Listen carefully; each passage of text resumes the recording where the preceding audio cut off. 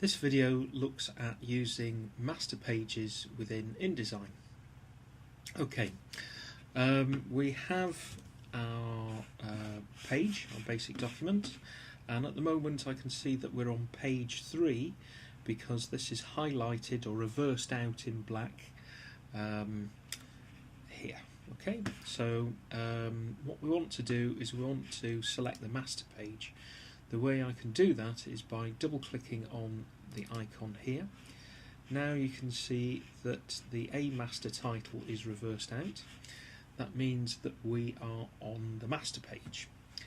So the advantage of using master pages is that if we create graphics on this particular page, those items are going to be repeated on every other page that we put in the document which matches the particular master page. In this case it's A master rather than B master or C master. If you want, it's possible to create new master pages if you want more than one style of page. But for now we just are going to stick with one. Okay. So the first thing we're going to do is we are going to place an image. So in this particular example we're going to go over to Photoshop and we are going to use the Move tool, which is the black arrow at the top of the menu in Photoshop. We've got a copy of a penguin logo. I'm going to click and drag this item over to InDesign. So because InDesign and Photoshop are both Adobe products, then images or graphics can be moved quite smoothly from one to the other. Okay, so once we have this image within our master page, you can see that there is a small preview of that image that's appeared on each page. Okay, so in this particular case we want to move this, so we're going to use the black arrow and we're going to position this in the top right hand corner.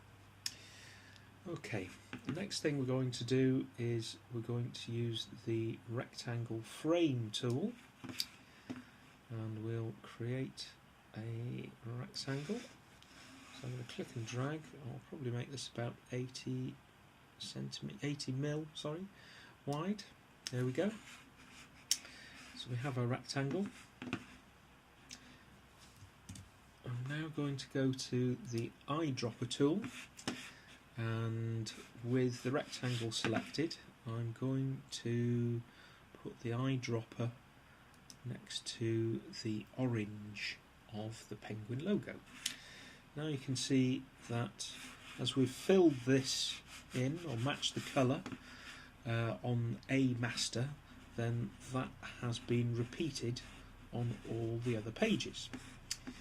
Okay, so next thing I'm going to do is I'm going to put a couple of guides. So the way I can drag guides out is that if I place the cursor on the ruler, which is at the side of the page, I can click, hold down and drag. So I'm going to put one which is about 90 mil across, and then I'm going to put another one which is, let's go for 170. Okay. I'm now going to go to the type tool and I'm going to click and drag a box. There we go. Okay, I know that this is a text box because there is a cursor highlighted and that's flashing. Okay, I'm now going to create another text box, and in this one I'm going to place the word penguin donkey.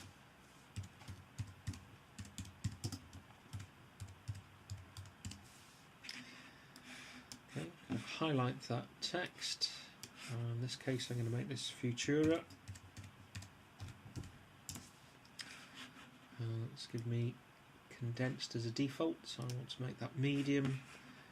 and I'll make that 30 point, I think, to start off with. Yeah, I'll make that 30 point.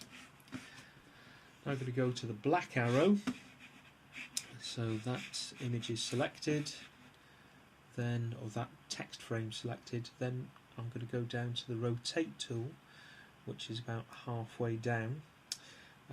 You'll see that it's just above the scissors tool.